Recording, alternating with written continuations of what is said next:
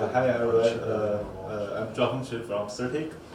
Today we're going to share about vulnerability and journey to secure the app chains. So maybe most of you already know Certik is a leading security auditing company. But we team from Certik Skyfall. So Certik Skyfall is a team consists of experts from different areas in the Web3 space. So they have made a lot of achievements last year. In the blockchain ecosystems, we have been awarded nearly 1 million bounties in the Moon ecosystem. And we have also found severe bug affecting Cosmos app chains. So this is the one we are talking about today. And also in the wallets and custody area, we help to discover vulnerabilities in the Samsung TE wallet solution, Django MPC wallet, and SIP Herring TE custody. And also we safeguard leading Web3 platforms like WorldCoin and Bybit. And we also made a lot of achievements in improving the leading mobile systems. We have been credited with multiple CVEs officially acknowledged by Apple, and we have won the Samsung Hall of Fame Award by discovering multiple critical CVEs. And also we safeguard major DApp vendors, like we found a critical wormhole bridge bug that can drain all the assets, and also we have discovered critical supply chain issues affecting multiple vendors in mainland China. So today we are going to talk about a vulnerability that affects the entire Cosmos ecosystem. We have discovered this vulnerability and cooperated with the Cosmos team to fix it. And before we go into the detail about this vulnerability, we want to understand this vulnerability in terms of its consequence. So this is a regular setting of the app chain. Like we have users that interact with the app chain by submit transactions to publish contract or execute contract functions. So normally this transaction will be confirmed by the Appchain network with a TX transaction hash, and normally the transaction result will be success. So if an attacker leveraging this vulnerability, he can just submit a carefully crafted transaction to the Appchain network. So this to launch the hack, it only requires one single request that only consists of 600 kilobytes payload. So after the submission, the transaction will propagate in the Appchain network, and all the Appchain nodes will be trying to process the transaction will be poisoned. So quickly, the entire Appchain network will be poisoned, and the user, for the regular users, they can still interact with the Appchain network, meaning that their transactions still be processed. They will get a transaction hash, but all the transactions will result in a deterministic failure.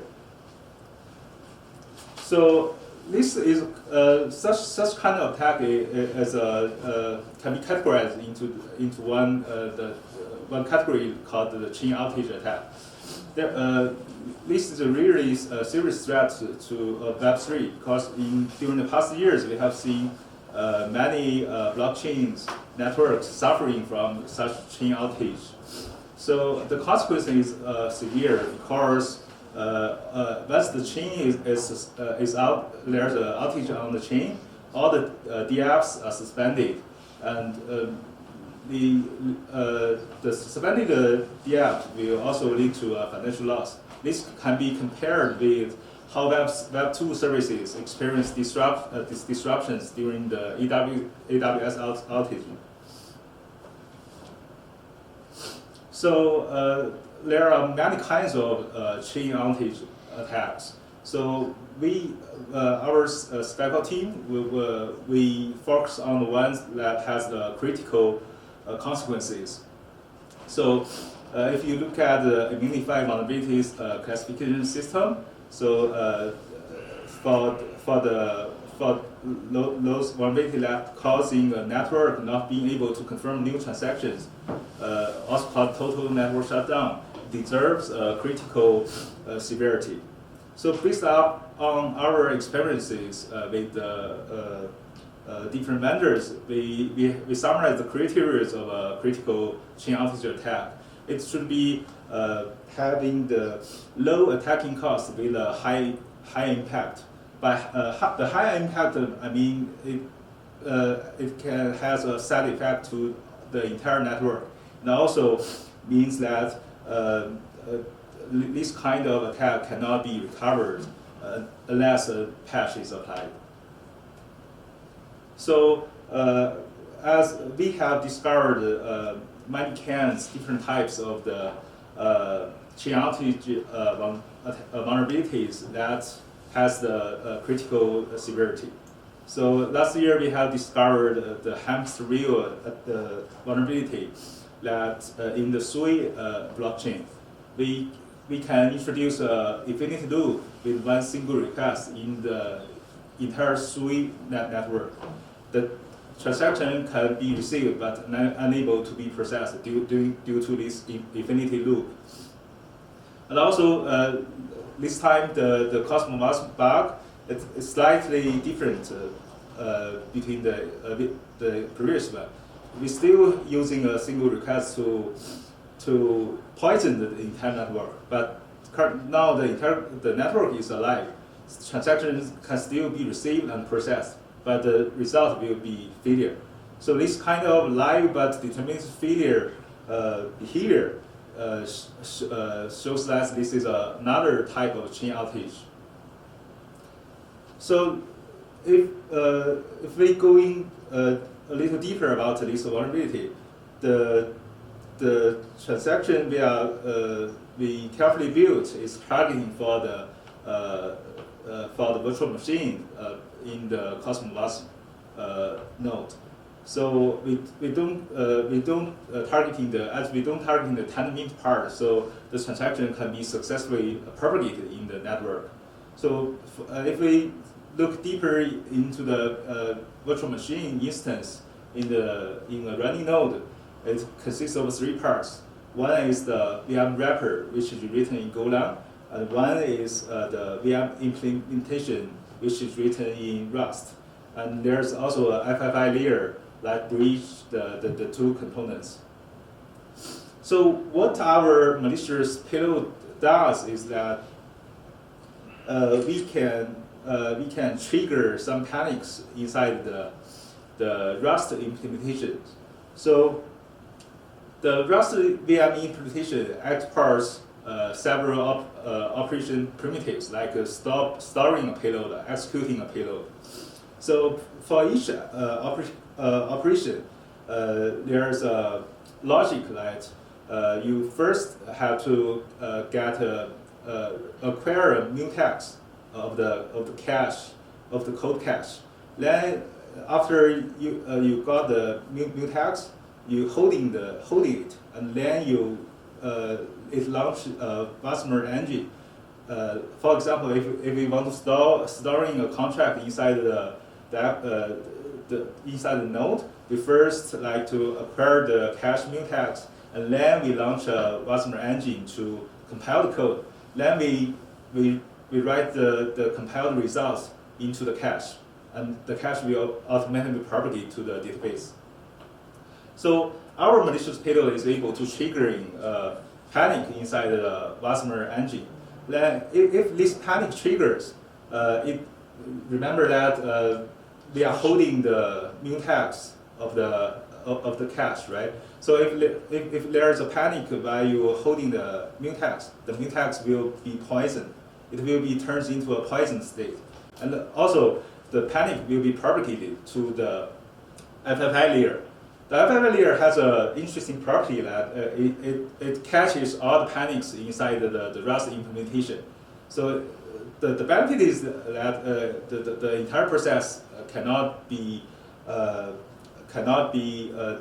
crashed due to the Rust implementation errors, but it will convert the panics into an error and return to the client. This is a cache of what? I'm sorry, I missed it. This is just a cache to accessing the database. Like multiple transactions are sharing this cache. Like we want to execute a transaction, we have to load from database into this cache, and then we execute the code. Right. So it's a cache of code that's... It's cache of code, yeah. Thank you. Yeah. So once we have the cache poisoned, then what will happen if for the regular transactions? So if for the regular transaction, it will also trigger go through these operations written in Rust, right? So they will also acquiring the mutex before they touch the Wasmer engine. So during the acquirement, there is a log.unwrap operation. So if a cache is poisoned, then the log will return an error. Then if you unwrap this error, it will trigger a panic. So for the normal operations after the cache is poisoned, so there will always be a panic when you acquire the mutex. Then the FF validator will also catch a panic and returns error. So that's why all the benign users' normal transaction will result in another failure. So this vulnerability impacts almost all the app chains running Cosmos WASP, especially for those that allowing non-permission uploads. So next part I will talk about how we cooperate with the Cosmos WASP team to apply the patch. It seems trivial, but there's a lot of details and corner cases we need to think about. So first we discovered the patch timeline into 3 phases. One is the first phase is between Certik and Cosmos WASP. In this phase, we reported vulnerability to Cosmos WASP and help them to understanding the bug, and we develop the patch together.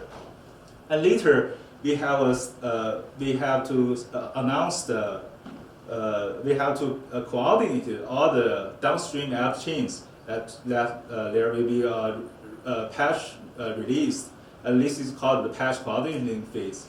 And after the patch is released, the downstream app chains have to fix their own network and deploy the patch to go into the online. This is called the downstream patching phase. So the later two phases, we can name it the patch adoption. The patch adoption involves multiple parties. It can be very tricky. So this is the overall timeline before the patch is released. You can see that it's about more than 3 weeks for us to negotiate with the Cosmos WASP team to get the patch ready, and we have 2 days to coordinate for the patch, and then the Appchain can update the patch after it's released. So there's one thing worth mentioning here is that older versions of Cosmos WASP is not supported for the security patch. A question? Mm-hmm. In that timeline, on January 10th, the patch is released, and now any chain that hasn't patched is vulnerable. Do you guys do anything, or have you considered how you deal with the fact that you're sort of publicly announcing vulnerabilities, and it reduces the cost for an attacker to figure this out and take advantage of it? I mean, it seems like this is a big problem for us, and that's the moment when shit goes wrong. Even if your validators are ready and we will talk about later. It's about the patching phase and the coordination phase. Yeah, all through that phase, these chains are vulnerable, and anyone who is really paying attention can go take advantage. Yeah. So, no insight there on how to avoid that or improve on that? We have some insights later, yeah. Alright. In our I'm later excited. session, yeah. So for the Appchain, it seems a very easy thing, right? Like you just upgrade the dependency, right? So, but it's not that simple. Just like you said, the thing we want to ensure is that we want to notify the potential affected app chains and make them ready for release before the patch is released, right? So, and also we would like the app chains apply the patch and deploy it to the network as soon as possible.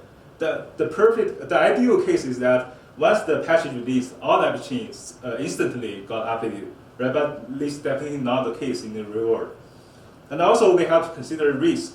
Like if we, during the coordinating phase, we have the attacker can partially learn the details from the disclosed information during the coordination phase. And also, once the patch is released, the attackers might have the ability to infer the attacking POCs and construct the POC to attack those app chains who is unpatched, right?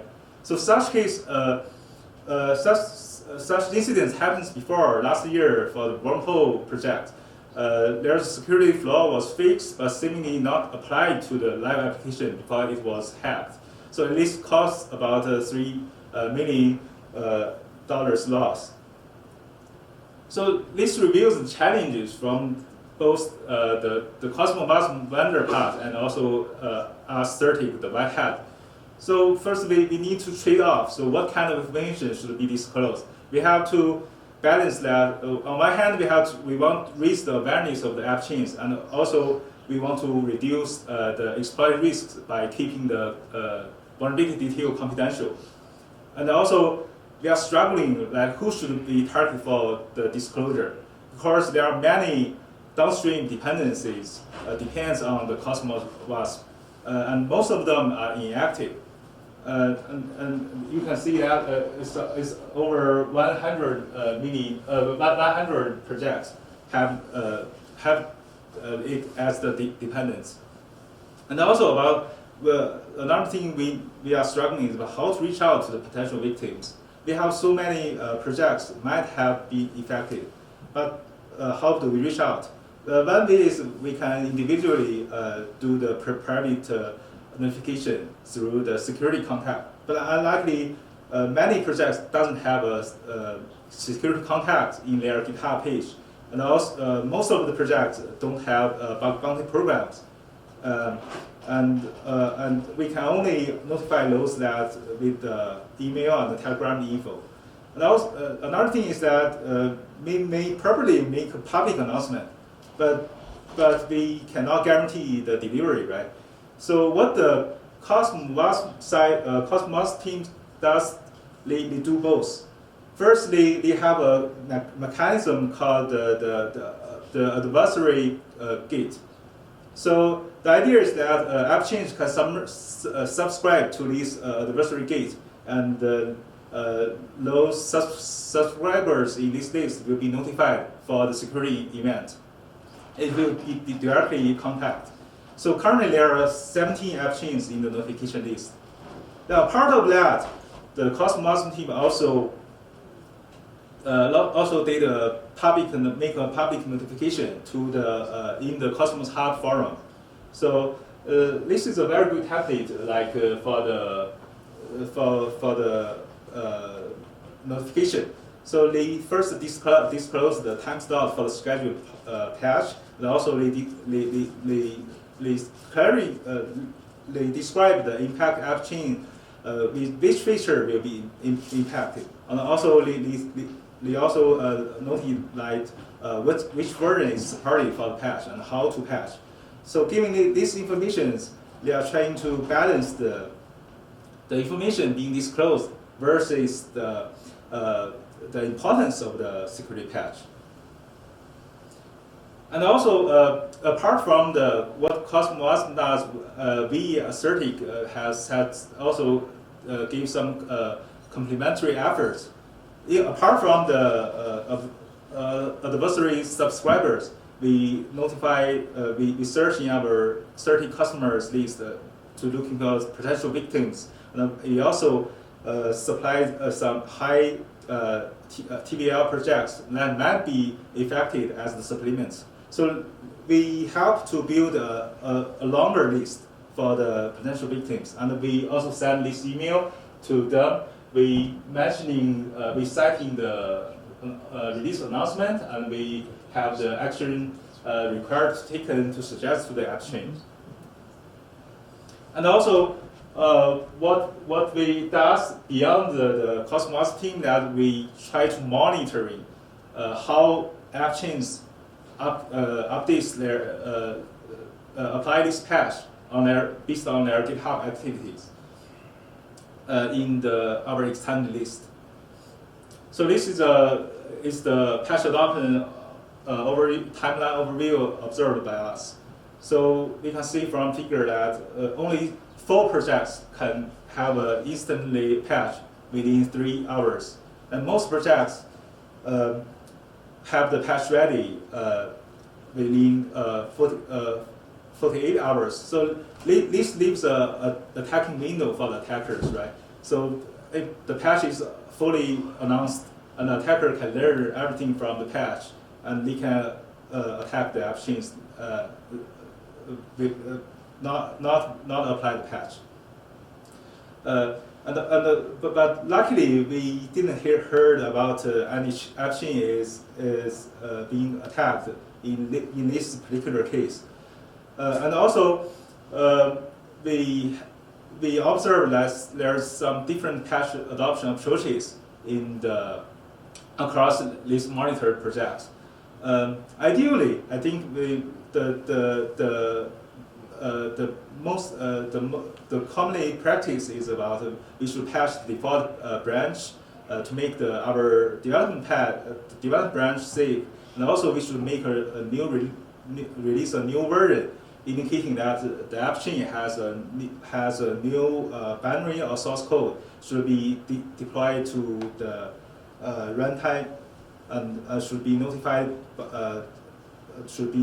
by the Appchain node operators. But we still have seen some app projects that doesn't follow this practice. Some of them just even don't release a new version. They just adding a hidden tag to their branch. So I'm not sure how their node operators can get informed about such patch behavior, but apparently it's not very unfriendly to the decentralized Appchain node operators. So about the patch adoption, our takeaways for the Appchains is that there's a lot of things still need to improvement.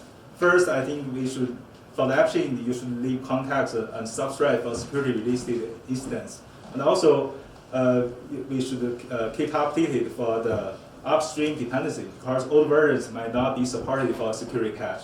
And also, Appchain still have the room to swiftly execute to security incidents and upstream patches. And also, we highly suggest that Appchain should follow a standard practice to apply the patch.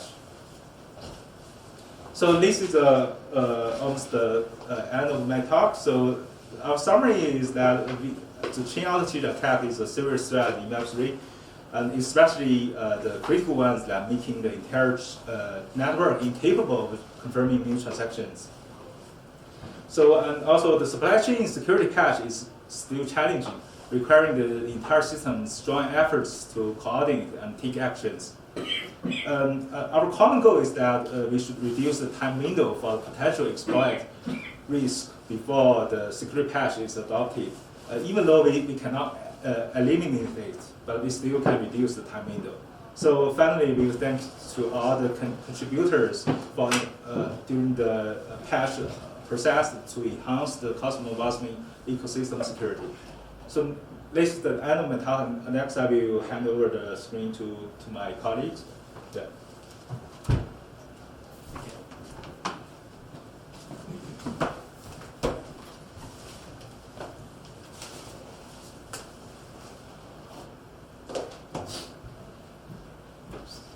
Hey everyone, my name is Neil Singh. I am the Senior Product Manager here at Certik, working on Sky Insights. Slightly different topic, but same kind of theme. We're going to talk about risk and compliance. I'll try to make this brief. I know we have 8 minutes left, but Certik works with some of the largest regulatory authorities in the world, helping them create policies and implementing those best practices in the crypto industry. So the topic here is mainly about non-compliance. So there are a lot of projects in the space that obviously, some bigger, some smaller. These are some fancy numbers on the fines that we've been seeing in the past couple of years. The latest of which is Gemini, not Gemini. Let's use BitLazo, which was the founder was arrested. Binance was fined by $4.3 billion. Coinbase was fined $50 million. These are all for AML and KYC non-compliance. I know we're in the DeFi space, but compliance is still a key consideration for all projects. It doesn't matter if you're big or small, they can come after you from a regulatory standpoint. So what do we mean by compliance? So I'll walk you guys through a quick business life cycle and where kind of our new product called Sky Insights takes place.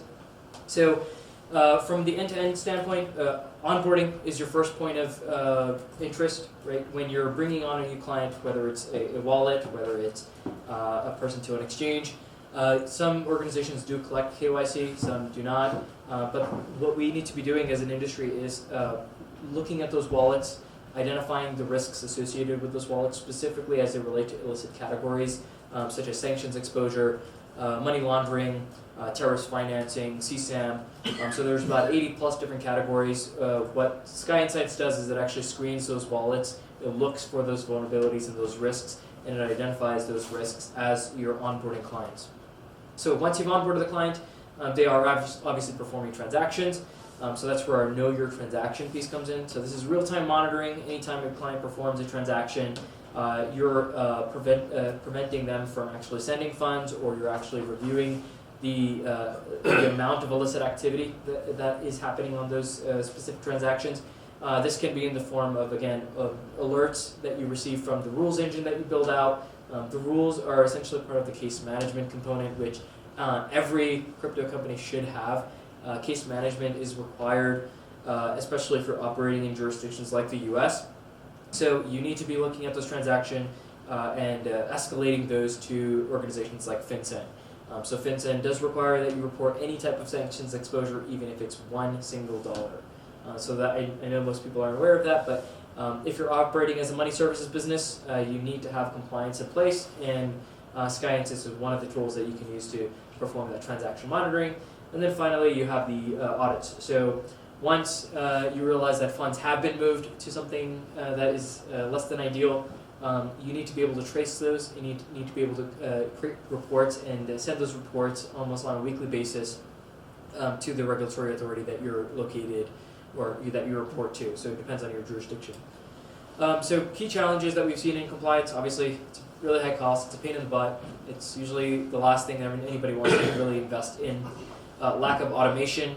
So only around 10% of the screen volume is actually illicit. 90% of it is actually clean. So you can actually automate most of this workflow, so it doesn't need to be that painful. And then a lack of end-to-end compliance, right? So we talked about onboarding, but there's also the off-ramps, right? How are you taking funds off the platform? Are you screening withdrawal addresses before a client moves those funds to those wallets that are not in your control? So Sky Insights basically packaged all of this and said, hey, we can offer this as a service, right? So AML or compliance as a service. I won't go through all of these just because we're short on time, but the main focus is how do we empower your teams, whether you have a compliance team, whether you have a single analyst working for you, whether you're doing the compliance aspect yourself. What we want to be able to do is give you the best practices, build those rule sets out based on the jurisdictions that you operate in, so that we basically generate the rules that are relevant for you. So you do not need to do 150 different rules. We can cater to your specific needs. And of course, using our Skynet platform, we can basically provide that real-time data for us. So it's not just your standard compliance issues. It's security incidents, it's exploits, it's hacks, right? So the last thing you want to be doing is helping someone launder money that was involved in a hack. So having that visibility on-chain as well as off-chain allows you to A, generate a holistic risk score and allow your team to action those, but B, also submit and automate any type of filing that you need to do to the regulatory authorities. And we also have this unique aspect of a bring your own API keys model, which is if you have a KYC solution, if you have a case management, if you have a travel rule provider, you plug it in and it's a single interface that basically manages the end-to-end workflow. So Sky Insights, we talked about a little bit of the key value propositions, right? So exclusive and comprehensive database. So obviously we are industry leaders when it comes to scams, attacks, and bad actors, and it's verified by the experts on our teams. Real-time monitoring with custom alerts, depending on your jurisdictions and your needs. Multi-dimensional risk analysis, so not just compliance or AML, but also smart contract audits, token audits, wallets and transaction monitoring, and of course the final aspect of it, which is integrating the entire workflow from end to end so that you have it on onboarding, you have it during transaction monitoring, and you have it during the off-ramps. Key capabilities, right? We talked about customer screening. You want to be able to screen those customers. You want to be able to label who those wallets belong to, especially if they belong to an illicit exchange. So this is where our labeling comes in. So we have a little bit over 1 billion tags in our system that basically identifies things as high risk, sanctioned entities, high risk jurisdictions, high risk exchanges, and plus 80 other different categories. And then of course the risk score, which gives you a simple 0 to 100 score, which allows you to basically see what level of risk you're dealing with, and then the auditing aspect of it, which basically takes the case management and gives you a full audit of who your analysts are, what are they doing, and how are they flagging those specific alerts, and then allowing you to report those out to auditors and regulators. These are some of the key features that we talked about, right? So know your address. How do you screen the wallet address? Know your transaction. Wallets, transactions, both need to be screened. Customizable case management, and then moving and looking at the tracing of those assets as they either enter or leave your platform. This is some of the coverage that we have today. So like I mentioned, about 1.2 billion addresses labeled, 1 million plus tokens supported. We currently cover 16 full blockchains and so 16 total, and then about 8 long light support, and then 150 label categories. And as you've heard before, we've detected about 4,000 incidents since 2020. So all of the latest and greatest information is available on the platform. So that's it for now. If you have any questions, happy to take that offline. Thank you.